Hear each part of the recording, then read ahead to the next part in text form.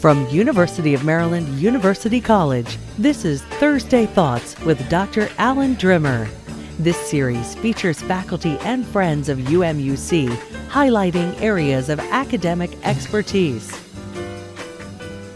I'm Alan Drimmer, Chief Academic Officer at University of Maryland University College, and welcome to Thursday Thoughts, Super Bowl edition. I'm here with one of our distinguished program chairs, Sandeep Patnaik, Professor of Marketing, and we're going to talk a little bit about marketing as a whole at UMUC, as well as the role of the Super Bowl, because that's the time of year that we're in. Thank you so much for being with us. We're very excited. You've done a lot of work in marketing, but also with a focus on social media. And you've even written a research paper about the Super Bowl and probably done more extensive work. So we're very honored to have you. Thank you. Oh, thanks for having me. Yes, I have. I have some experience in research in this area. Yes. So I guess I'd like to start just by learning a little bit about you. Maybe you could tell us a little bit about your background, how you came to UMUC, and the focus of your work here. Yes. So it has been a journey. I started off as an academic in India and joined the Indian Civil Services in the early 90s. And then in mid-90s, I took a sabbatical and came to University of Pennsylvania. And I had the opportunity to work at the Wharton School in the marketing program with Scott Armstrong as a research associate. And my job there was to basically analyze marketing research papers, advertising related, and to annotate them so that it could be understood by practitioners, by students. And so in that role, I must have analyzed about 1,000 plus market research and marketing papers. And that afforded me an opportunity to really look at every aspect of advertising. It also convinced me how obscure these research papers could be. They were like talking to PhD kind of papers. And even though they had a lot of marketing knowledge to impart, they really did not make much sense to a practitioner. Mm-hmm. So it basically trained me to look at marketing research through the eyes of a layperson and how it could be understood. So that kind of enabled me to not only to sharpen my research skills, but also to ensure that in future, both in my teaching and research, to make marketing research understandable in simple terms to a practitioner and a student. That research ultimately led to the publication of a book, which I was one of the collaborators. It's Persuasive Advertising. It is one of the handbooks of advertising. Took almost 12 years to complete. Wow. And it is one of the most highly rated books in advertising currently. Subsequently, I was selected to be the research director at Gallup and Robinson. That's a specialized advertising research firm founded by the great George Gallup himself. And that was a stint which really exposed me to cutting edge research and deep dive and analysis. And I had the opportunity to work on neuromarketing, which specifically I was involved in using a technique called facio-electromyograph, which was developed by the Johns Hopkins University. And so we used that physiological measure, facial electromyograph, to test audience reaction to physiological reaction to advertising stimuli.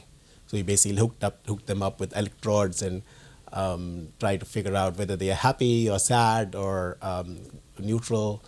And that was exciting because it afforded me an opportunity to go and present. I'm not hooked up, folks. I just want you to know you haven't wired me up yet. So, but well, we would definitely consider. But I think I've seen some of the. That's very exciting. I've seen some of. I think some aspects of that work. I mean, it's more common now, isn't it? There is a portfolio of techniques. So, for instance, you have the skull cap, where you basically deduce what kind of brain reactions are. There is GSR, the techniques of the blood pressure and the physiological indices. I think what we position the facial electromyograph, the technique to be I mean, that was our USP, unique selling proposition, was that you could also test the valence, the direction of the emotions. So the physiological reactions can be elicited maybe if you are afraid or if you are very happy or you are sad. That kind of, there can be spike in your blood pressure. But whether you are happy or you are disgusted, that electromyograph kind of predicted in a very broad fashion, not as sharp as you would like to be. But that was at that point of time. I'm talking about like 2007, 2008. That was a cutting edge technique. So Gallup was a very good experience for me in basically exposing me to a lot of state-of-the-art research. And I was introduced to UMUC by my wife, Ahalya Hajmadi, who is currently a professor in the behavioral health program in the undergraduate school. So she has been a long-time loyalist of UMUC. She has taught at Penn, at Wisconsin, but somehow she loved teaching here, and she actually moved to Baltimore to teach hybrid classes. And so she sent my CV to Bob Goodwin, who's related to Anna Safarian, and she selected me, and I've never looked back. I've never applied for another job because I love teaching here. It's been 10 years, and it's been a fantastic experience. I have taught primarily marketing, but I've also taught management. I used to drive down from Philadelphia, teach hybrid classes, and go back. And I loved every moment of it. And I should mention I was also very lucky to represent UMUC taking classes at Siberia, where I saw your interview there. Really? So it's lovely to see some of the old familiar faces that I met there. Yes, it was like a continuous lectures for 4 days in the MBA program. And then last year I represented the UMUC to Indonesia, and it was another very, very happy experience. So overall, currently my role is basically teaching, and I also managed to do a fair amount of research. So basically, I have, long story short, I have experience working in the government in total research, and then I can see, and then really cutting edge research from what I can see. You've been involved with some of the most distinguished schools in the world. Our students are different than the students at some of those schools. I mean, I got my MBA at Wharton, and I know some of those students are really some of the sharpest and most perceptive students, and they've dedicated a large part of their time to do it. Our students at UMUC, many of them are adult students. We have students serving in the military and veterans and people with just at a more advanced stage of their life. What are your thoughts on teaching those types of students versus maybe the ones that you worked with earlier in your career? Has that been a challenge? Has it been something that you've liked? What are some of the observations about that? That's a great question, and that's something that I always ask myself in the terms of what would be the difference, because occasionally I do take classes again at Penn when I'm invited, at also Drexel. But I think the major difference is that here we feel that we are making a difference. At Penn or any other traditionally good schools, as you may have noticed, many of them, they are already good students. They have a lot of the strengths in the terms of social support. So they are full-time students. They maybe have taken sabbatical from some very top jobs. So it's basically they are trying to climb up the ladder in a way in terms of better, maybe a little better, more opportunities in the life. But at UMUC, there are the storyline. When you really interact with students, you realize how much struggle they do, and how much they have come up. I mean, one of my most touching experiences in my career was earlier on when I was teaching a hybrid class at UMUC. I think a year or two later, I was parking my car in the Terrapin, the garage for the convocation for the commencement. And I was asking for direction, and this lady, she said, I asked her because I said, is this a way to go to the auditorium? And she said, yes. And then she says, are you Dr. Patnaik? And I said, yes, I am. And said, you gave me a B in my class. And I was terrified. I said, oh my God, now she'll be challenging grade complaint. and she kind of hugged me in her gown, and she was graduating, and she said, because in your class I changed my career, and now she, I think, had an entry level job in some marketing firm. And believe me, even after so many years, I mean, I got goosebumps, and there was like, silently I almost teared up, because you realize that how much difference that somebody who was like in the checkout. I think she was then working at the Walmart or somewhere in the Target as a checkout person, and then she got this job. So the incremental change, you have the power to influence, to persuade your students. And that's what really makes these storylines it's a very human experience. It's not just what you're teaching, but you are really making a difference. They really look up to you as mentor. Right. The fact that they have come back so late into the lives and to take up to enroll in a course is extremely difficult. I mean, they have sacrificed so much, and it's the multitasking all the time. And some of the stories that we get to hear during the commencement. Right. I mean, these are the stories which almost every is not very uncommon.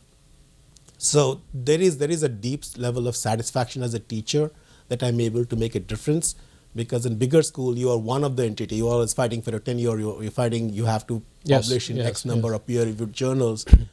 Those are fine. I mean, but that's a rat race. And I think at this stage of my career, I'd rather like to be loved than to be just go up the ladder. So I think that's probably my main motivation. I really love teaching you. That's really wonderful. I mean, I think that one of the things I'm taking away is how this is our mission, and you are living this, and so it's great that you're deriving some professional satisfaction from it.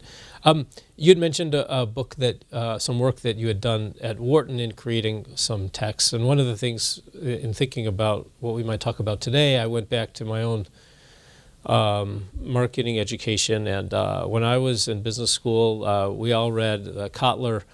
Principles of Marketing, and learned about the marketing mix and the 4 Ps.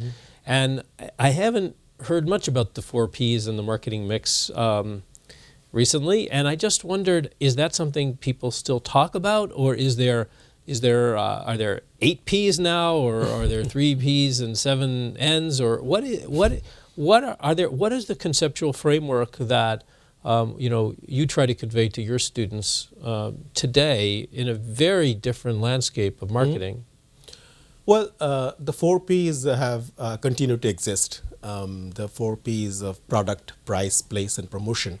They are the basic tenets on which most marketing strategy and theory still are rooted in. But they have evolved, obviously, with the change of technology, with the change of the dynamics of the marketplace is much more sophisticated and complicated than it was before. So to answer your question, there has been an addition of a 5th P as people. It's how people are, the company want to represent itself, the customer service people, and the brand identity that each of these they want their employees to have. But the nature and the meaning of these P's have undergone significant changes. For instance, place. Place is no longer a retail place, a brick and mortar store. It is, thanks to Alibaba and eBay and Amazon, all these e-tailers. It is now, place is much more flexible in its connotation. So its strength of an organization is how robust is its delivery logistics. So if you can get virtually anything from China or around the world within very short period of time, and that speaks to the robust network of delivery system that is in place. Right. Same with price. If you remember in the MBA, you must have undergone the competitive pricing, the guerrilla pricing, penetrative pricing, entry, and so on. And now it's more of a dynamic pricing. So if you are checking for airfare or for hotel fare or for shopping around for a concert ticket, if you are clicking from the same browser repeatedly, then you see the prices fluctuate, because there is artificial intelligence built into those websites, and so they they say that they can sense that you are really keen to have this ticket, and so they try to extract as much as they can. So same with promotions. Previously, the coupons used to be the biggest form of having a promotion. Now, if you are uploading your images onto Facebook or share your experience on the social media, then you get a, virtually can get a free, vacation somewhere. So a lot of this conceptually, these have, although the fees are there, the meaning that they are conveyed, the way that they are leveraged is much more different now. Right. So, wonderful. You were talking about in talking about place. You're talking about a kind of physical place versus online place. Could you talk a little bit more about the role of the internet and social media in marketing today? Everybody knows that's a part of it, but what should we know? What should we know about it today and where it's going? Yeah, social media and the digital space has completely changed, spelled a kind of a paradigm shift in the way marketing functions. So what happens in the traditional sense, the channel, when you're talking about the channel in which traditional marketing channels used to operate, has completely been fragmented. So the brands are now developing new ways to promote customer engagement, and so it's also online buzz, and it's no longer that asynchronous kind of, like you read advertisement or see an advertisement and then you react to it, but it is basically a conversation. So they have a teaser on the Twitter, and then you respond to it, and then it's an ongoing conversation. So it's constantly you're engaging in a very meaningful way. I think the best example is Red Bull. If you see the Red Bull, the energy drink, so most of its advertisement, there is hardly any product in the picture. It's basically somebody riding a unicycle on the top of a mountain doing crazy stuff, but that's the Red Bull moment. That's how they position They represent that excitement, that adventure spirit in its product. The other way, the other sense that how the manner in which the social media has worked is they have made these it's a complete ecosystem. So it's not just one media, it's not just one ad. It is a complex of ads. It's a complex of social media campaigns. So you have once a marketing campaign is launched on TV, then they have a Twitter feed, then they have Instagram, then they have a Facebook follow. So and all these channels are talking to each other. So this interconnectedness of the channels makes it it's a much more richer communication than just the lines that you read. Right. And so this has led to a system where there is a constant emphasis on content and the constant two-way communication, or in many senses multiple ways of linking up the same story. And in order to understand this, you have to go back to why it is being done. It's not that the companies are foisting on this. They're not happy doing this, believe me, because it's not as easy as hiring a top advertising firm and developing a strategy, because this has to be a 24/7 engagement. And the reason they're doing it is because the customer's expectations have changed. So people want authenticity. People want relevance. People want to buy from companies that represent their values. And they want to be humored and delighted in the process. So and you think that's changed over time, where yes. people are more demanding? They are, and they are no longer the traditional system of being brand loyalty that has, undergone significant changes. The Generation Z or the millennials, they have a different. They are no longer just wedded to the traditional, the Nikes or the big brands. They want constantly that the brand should represent the values and the way they interact. Otherwise, they would be, if the major brands does something which is contrary to the values in terms of like they don't like the way they are, it's been represented, like something against about gender or the environment, then you see a mass of fleeing away from the customer base. And it's Groupon, for instance, had a very similar experience. But it's not that brand is, well, is it that brand is less important, or is that the brand loyalty is weaker because they are still then flocking to brands that are consistent? Yes, right. You brought out a very good point. Brand has to be consistent across multiple channels. It's just not. It has to walk the talk. Yep. So for instance, a company like a Dove was promoting, excuse me, gender, that the women can be strong and they can be, you don't have to depend on the looks. And again, they were promoting, the same company was promoting Fair and Lovely in some countries where lightness of skin was more desirable than something. Right. So there was a contrary. This was immediately spotted by the Right. social media, and the brand had to pay a price for that. So it has to be consistent in order to retain its loyalty. It can't take anything for granted anymore. And how is there some way in which social media advertising has been touched by some of these revelations that Facebook and other companies are either invading our privacy or using data to manipulate our emotions? Has that had any impact on marketing that you've seen? Well, yes, in the terms of its credibility, once a platform takes a hit in terms of its not delivering the promise that it had given to the customer. For instance, Google's brand logo is "Do No Evil," and then when they found out that Google has an understanding with the Chinese government of not, revealing or sharing data, there was a massive pushback. So in order for some of the, if the brand is very upfront in saying that, okay, we will share your data, then there is less amount of cognitive dissonance. But if the brand, like say Facebook or the reason why Facebook was there was blowback against it because people did not expect it to share its data so blatantly. It had promised that the data is just within its own archive and not share, and then they figured out, oh my God, you did that. And then there was a very interesting experiment that I was reading recently, that customers are less likely to be annoyed if their data, which they have shared it on their own, are used, rather than if that data is taken as being exploited by a third party.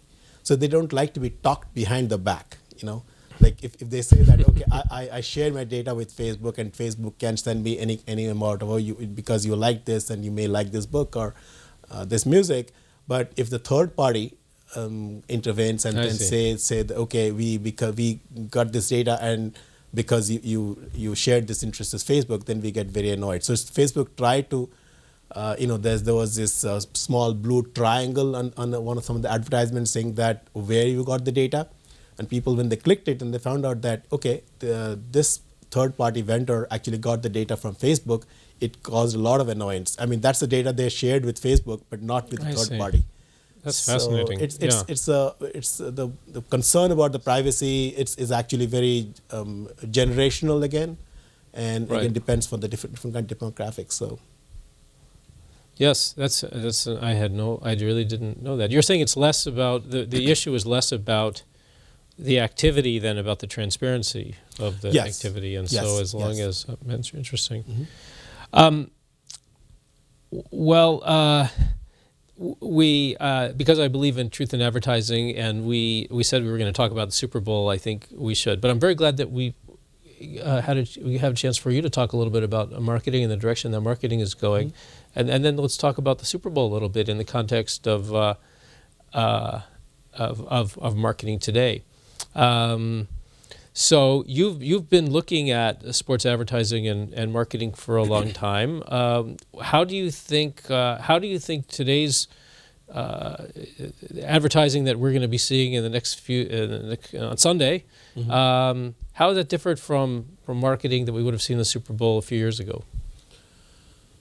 Well, some of the things have, again, just a step back. The Super Bowl advertising is very different from the traditional advertising. This is something like Golden Globe, being, something like Oscar for the movies. And so a lot of investment is made to have that shape that is fresh, it's new. And so at $5 million for 30 seconds, obviously companies do not want to take any chances, and they want to take advantage of all the attention that the Super Bowl ad receives and to build on that, to build further ads down the road. In terms of how different they are over a period of time, what we have seen is that Super Bowl ads have now become more message oriented. So, for instance, you'll see an ad by Budweiser, the beer company. They are promoting that their brewing is now done by wind power. So that's where meshing the environmental consciousness with Bob Dylan's song, and of course they're selling beer, but eventually they're trying to send a message across. Same thing with Toyota is going to have a new ad on a female football player who's got the first chance to be actually have the college scholarship, and then meshing it with the Toyota RAV4, saying that nobody believes us thought that we had the speed or the power, but here we made it. So that's where the positioning is. So they have a lot of subtle subliminal messaging taken up last year when some of the ads were about social justice. This year, it's been touted as the female Super Bowl, female bowl. I think a lot of 12 of these top advertisements have female leads in that. A lot of female directors.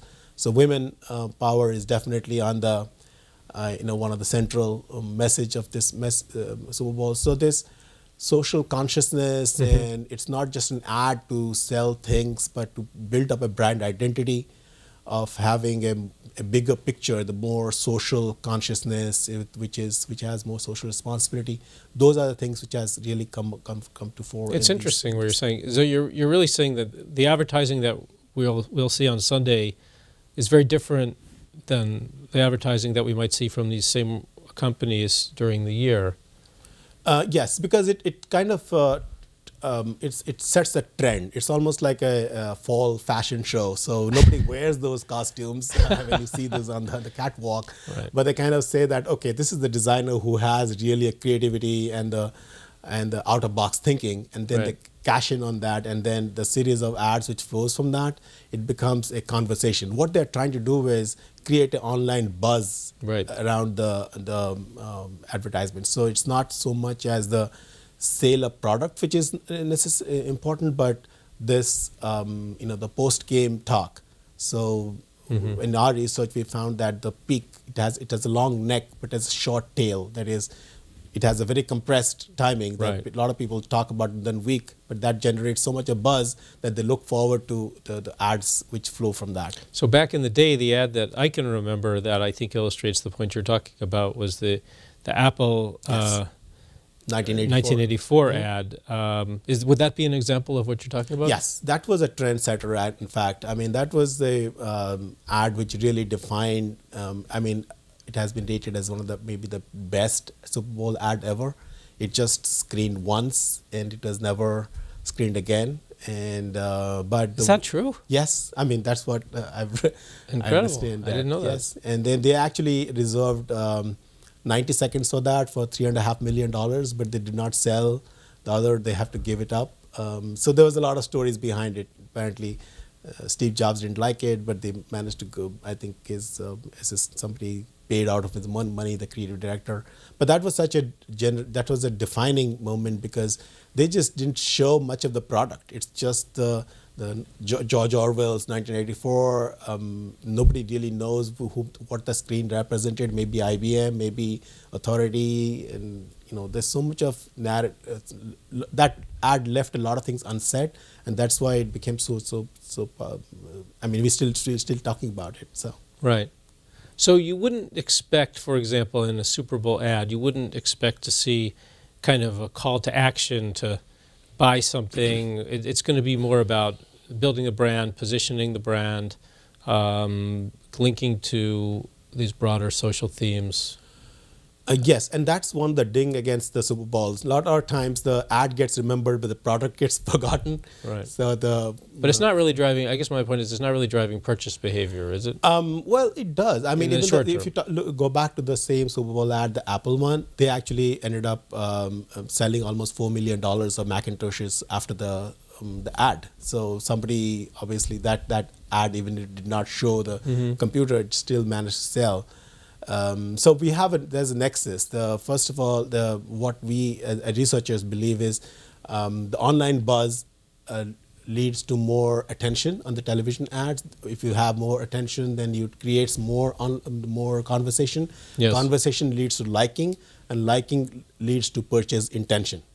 And so, of course, the last mile is the purchase behavior, which not very clear. But in our research, we did see that there was pretty strong correlation between liking an ad and going ahead and Right, I buying see, it. I see. So even though there may not be any formal, explicit call for action, as you said, that go and contact, but still the people see that, okay, this is the new product, and they actually buy it. It does translate. That's fascinating. That is very different than how I think we used to think about marketing. Yes.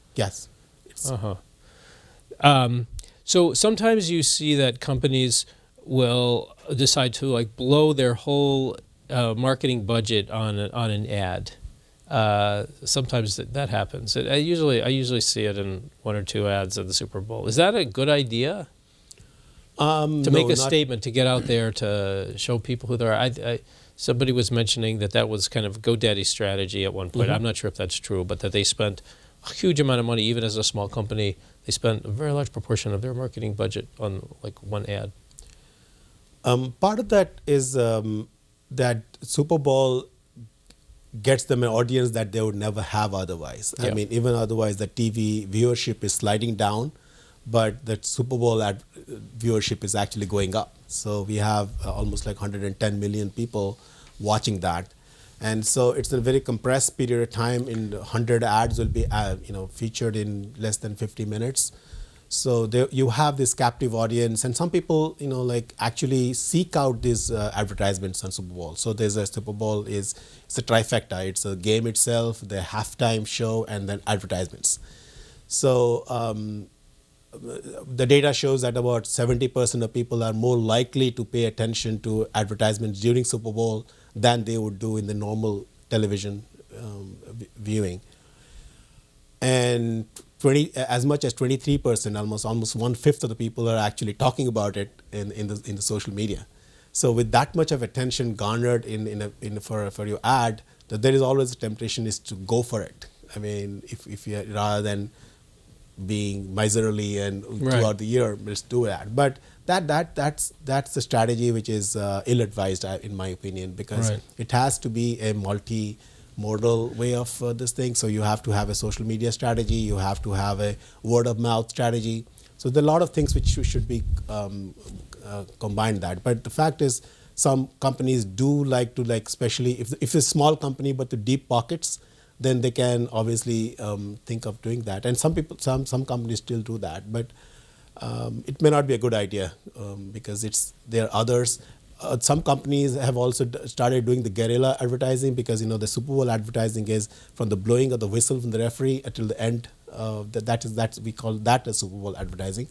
But some companies have actually sneaked in by doing advertisement which is just outside this defined period, with much less cost, and they have also been part of the conversation. So a huge amount about the Super Bowl, and I read some of your work, and it's fascinating. And I guess I would like to test a very personal observation. So in my house, when we're watching the Super Bowl, oftentimes some people like watching the game, and then other people prefer to watch the halftime show and the commercials. Do you see trends in terms of gender, age, other things like that? Or are there some people that just like everything or don't like everything? Or are there patterns in sort of the game versus the non-game attraction? There are studies. I don't know how credible they are. They are basically based on college students, so I'm not sure if that translates into a larger population. But women in general are more attracted towards the halftime shows because they feature a lot of entertainments. In terms of advertisement, which is attractive, I think there is not much difference in people who watch the game and people who are who also watch the the other things, the Super Bowl advertisements. So you must understand that the Super Bowl is watched in most parts as a party, as a gathering of people. Right. So there is not much of attention directly fixated on just the screen. Sometimes they have interaction. So sometimes like some people would draw attention to somebody's a humor part of it, and keeping a large group of people in a sports bar or in a family setting is something which advertisers really look at it. So there's in serious subjects they introduce some levity. So to answer your question, there is not much defined demographic, even though anecdotally in my family they all come in just for the halftime show. They watch the advertisements. I typically walk away from the advertisement and just focus on the game. So it's probably not very different from many other households as well. So shifting gears, we work at a university, and we spend a lot of time thinking about the university and how it can grow and serve our students. And universities advertise a lot. Are there lessons that universities can draw from Super Bowl advertising? Is there anything that we as universities can learn from this? Well, I think the lessons are already been implemented. The fact that we are talking as a Facebook Live, which probably wouldn't have occurred to the universities 5 years ago, maybe. That's true. Because a lot of social media, even when I was working in a research firm, I remember the top management still used to see it as a kind of flaky. It's like a passing phase. It will not be there. And in fact, when I set up the Second Life kind of setup, when you bought on those virtual money and so on, it was being laughed at. But that eventually turned out to be such a big. Wow. Maybe knowing Jerry Wind of Wharton School took that idea, sold it to Sony, and there was a lot of they used the social media in order to test products. So universities have really caught on to the game. I would say that's the reason why they have hired chief marketing officers from companies like from marketing agencies in almost all universities, especially in the online and digital space. They are really aggressive in the marketing in those platforms. I think UMUC in the recent past has really upped its game. I mean, I'm not just saying this because I work here, but having seen how they have changed the logo and they placed their USP, the unique selling proposition of hustle, as a hashtag hustle, and dominate the station. I was so thrilled to see the entire Philadelphia station being covered with ads, and I just put my luggage somewhere and went around like a madman, taking pictures and sharing them. So it was very those kind of iteration and are what the Super Bowl ads also do. They kind of have a teaser and then they follow it up with multiple levels of engagement. In terms of social media engagement, I think social media initiatives are never never a finite thing. It has to be an ongoing conversation. So just because you have a Facebook page or just because you have a Twitter account doesn't mean that you will have people coming and watching it. You have to be continually make it interactive. We run a small Facebook page for the marketing program, and I know how difficult it is. A lot of people come to that page, but they do not interact. So part of the job is how do you make them interactive? And same with the engage page which we have for UMUC. It's not easy to have people participate, but I think with proper strategy we can do that.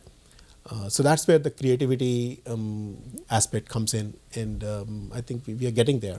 I think it's a start, but as we expand, I think in the days ahead when UMUC has a aggressive initiative to launch in multiple cities, we have to look at what the target audience is, what might work in LA may not work in, let's say, in the South.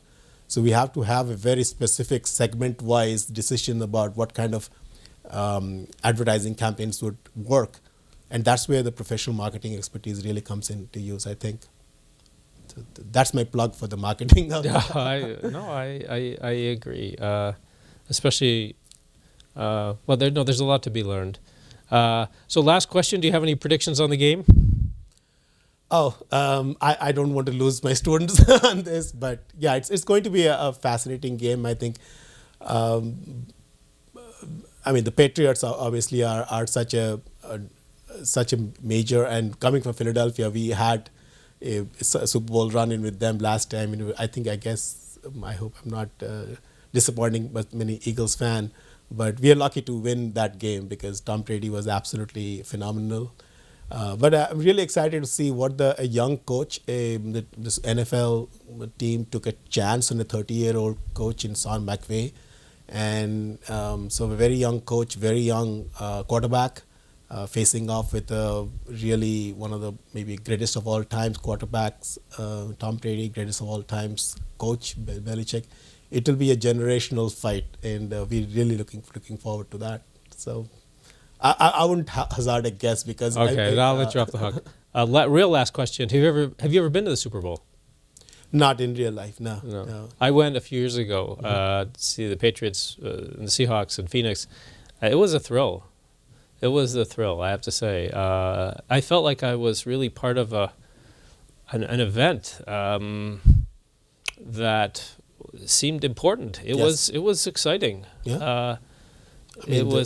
But I didn't get to see any commercials, actually. That was the terrible thing about it. But anyway, thank you so much for being with us. We've learned a lot. You've connected marketing, and the Super Bowl. I think we've all learned a lot. But thank you for being with us. Thank you so much, Sam. And thank you all for being part of Thursday Thoughts. Super Bowl edition. Thanks for watching Thursday Thoughts with Dr. Alan Drimmer.